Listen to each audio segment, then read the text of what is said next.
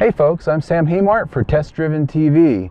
Today I'm sitting in the back of a Lexus LS460 FSport. Now my driver, he's out playing a game of golf and I don't golf. So as I'm sitting here waiting, I'm thinking, back when I was at the Lexus LS460 preview last fall, one of the Lexus representatives shared with me that the majority of buyers for this car back in Japan, its home market, are actually chauffeur driven, much like myself. And they tend to get the long wheelbase version with that shiatsu massage rear seat. But this is an FSport, which means this car is really meant for the driver. It's got larger wheels and tires with summer rubber. It's got an adjustable air suspension that can be quite stiff when told to be so. And the styling is a little more aggressive inside and out, which means this LS is really more geared for driving, not riding. And that makes me think, maybe I'm sitting in the wrong seat.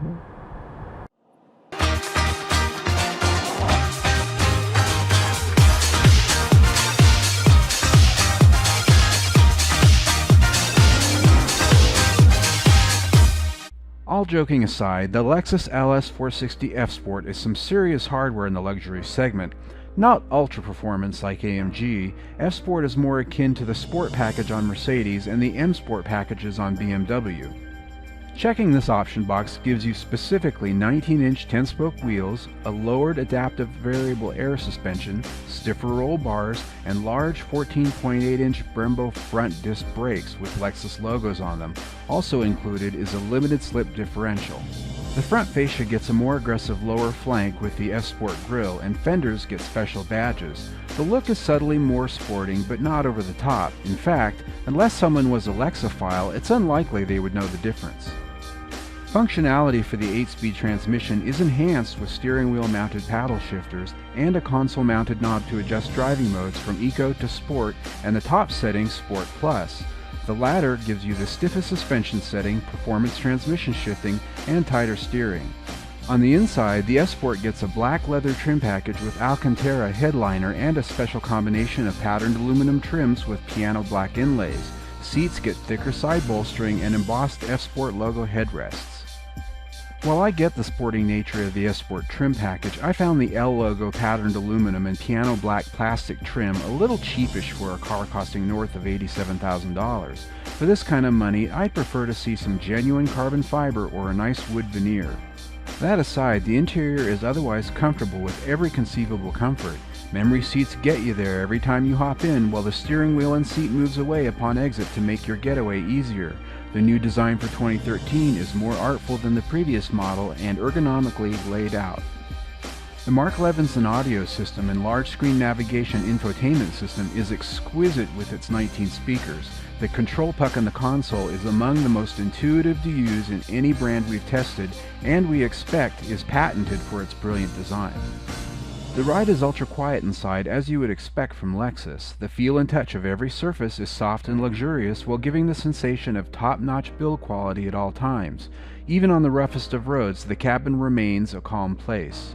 Handling is an area where we found some juxtapositions, however. The LS460 by its nature is a tank, a large car with slower reflexes by virtue of physics. The FSport suspension on Sport Plus firms things up, but still remains a bit floaty on some roads.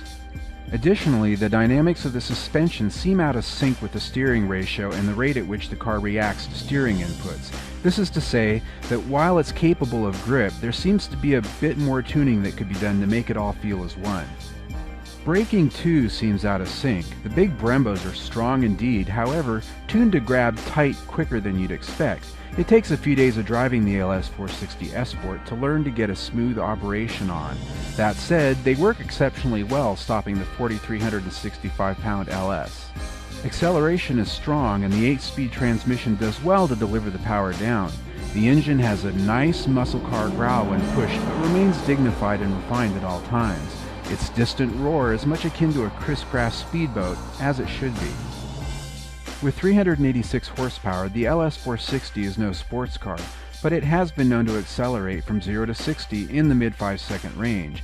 It launches like a big 747 jet airliner, gathering its speed smoothly and resolve without a dramatic push in the back.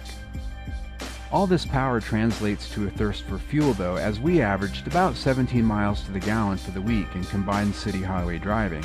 The EPA rates it at 16 miles to the gallon city, 24 miles to the gallon highway, and 19 miles to the gallon combined.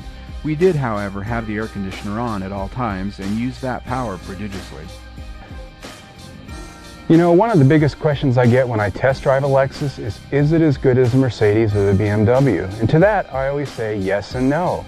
And that's because when it comes to quality and value, the Lexus is every bit as good as those brands, if not sometimes better.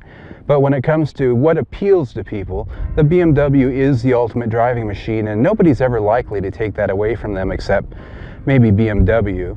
Mercedes-Benz has always been solid and has the presence, and I think really most people are going to continue to look at that brand that way. But when it gets to quality and value, Lexus really brings something to the table that those other brands don't always. After all, when's the last time you heard of a Lexus owner bragging about how much time their car spends in the shop? Unlike some German car owners. So this week as we tested the FSport, we really like the extra edge it brings to the LS, which is usually a soft, comfy luxury car. It does add a little bit extra, but as I said in some of the areas we described, the LS does need some polish when it comes to the FSport package. This week we give it 4 out of 5 stars. I'm Sam Haymart for Test Driven TV. I hope you enjoyed the ride.